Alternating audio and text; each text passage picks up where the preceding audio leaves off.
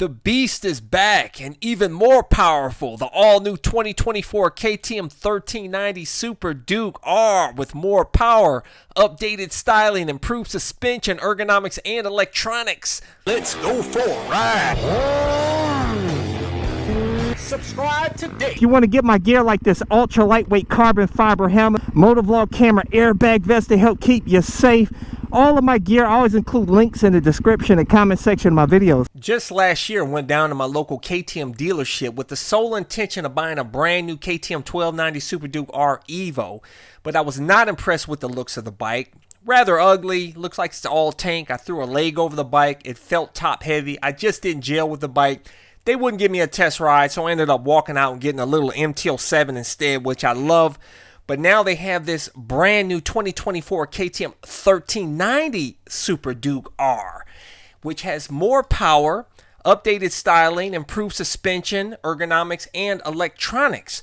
They bumped the displacement in this torque-rich V-twin from 1301cc to 1350cc, so 49cc in displacement, and they did this by boring it out from 108 millimeters to 110 millimeters. And also the new camshaft allows for 2 separate valve lifts depending on the RPM. They redesigned the air box. It has a shorter stack height, and the throttle bodies have an increased inlet diameter of 60 millimeters up from 56 millimeters.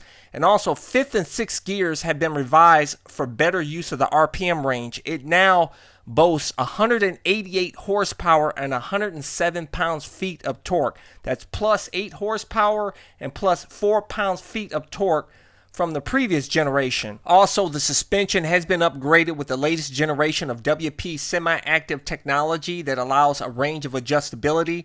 Suspension control unit adjusts dampening rates in real time based on the info from the IMU, and all suspension settings can be managed from the 5-inch full-color TFT display in its 5 dampening modes: auto, comfort, rain, street, and sport.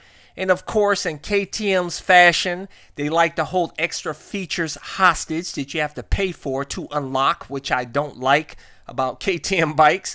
But you can add the Suspension Pro Pack, which adds further customization possibilities, of course, at an extra cost. Also, they upgraded the ergonomics. The tank is angled outwards for a more ugly look. No, I'm just kidding. Actually, for better rider support when you're hitting those curves and doing some knee slide action.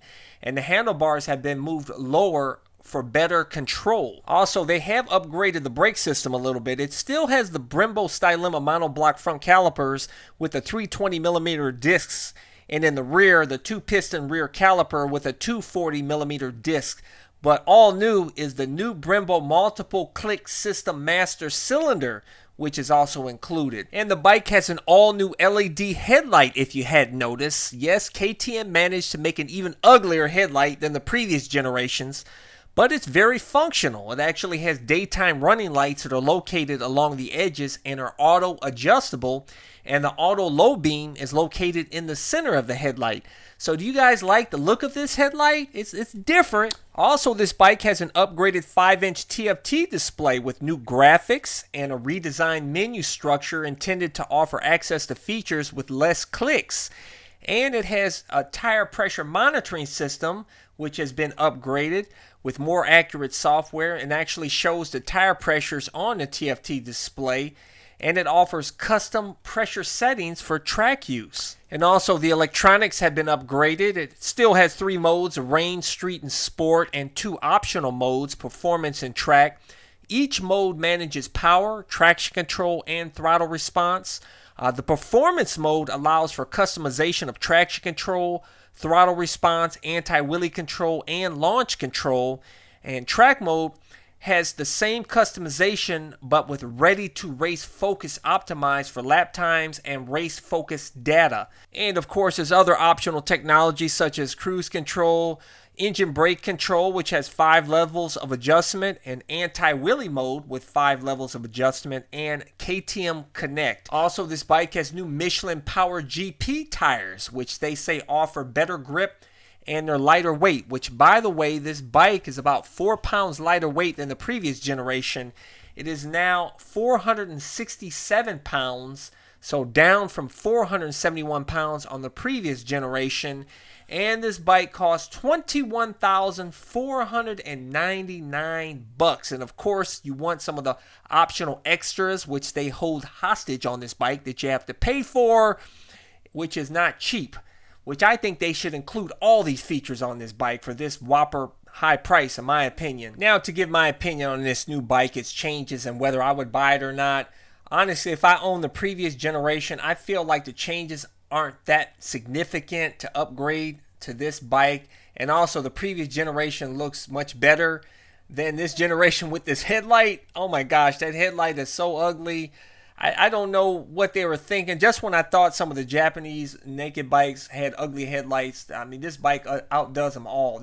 This is perhaps the ugliest headlight that I've ever seen on any motorcycle in the history of motorcycles. I don't know what KTM was thinking with this, but I don't know. Some of you guys will probably love it because it's different. But you know what? When you throw a leg over the bike, all that matters is the performance. And the reason why I wanted to get a Super Duke R in the past is because it has loads of torque, bottom and grunt.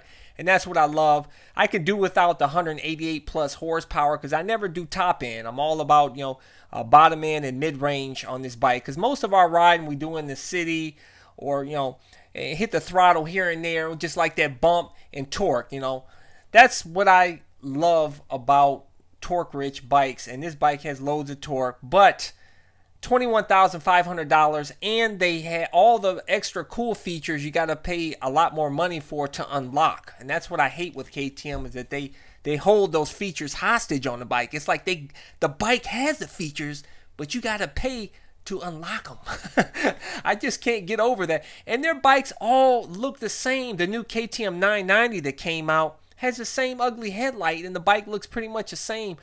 All their bikes look very similar to me. I never understood that. There's no distinguishing features really between their bikes, and their bikes are very, very expensive. Leave a comment on what you think. I will say I did sit on a couple of the smaller KTM bikes, and they felt less top heavy than the Super Duke R, and it felt really good. But for me, sitting on the last generation Super Duke R just did not gel with me. Like, I could tell a lot by just sitting on a bike and just feeling it, and I just wasn't feeling that bike at all. And I'm sure I probably will be the same with this new bike. And honestly, I feel like you can get better value with probably like an MT10, and obviously probably better reliability. But hey, I know some of you guys swear by KTM bikes and you love them. And you know what? I've never owned one. So maybe I should own one and share content with you. What do you guys think? Leave a comment below if you think I should get this one or maybe the 990. Hit thumbs up. Helps my channel, guys. Hit the subscribe button. Hit that little bell symbol so you get notified of my new videos. But I release new videos every Sunday, Tuesday, and Thursday at 11:30 a.m. Eastern Standard Time. And I got some more videos, lots more videos coming, baby. Check out my playlist for new riders and popular videos. Don't forget to comment and subscribe, and check out my other channel, Bug Out Moto, where I customize a van for my motorcycle so I can live in my van with my motorcycle and travel across the country anywhere. Subscribe to my YouTube channel, Bug Out Moto.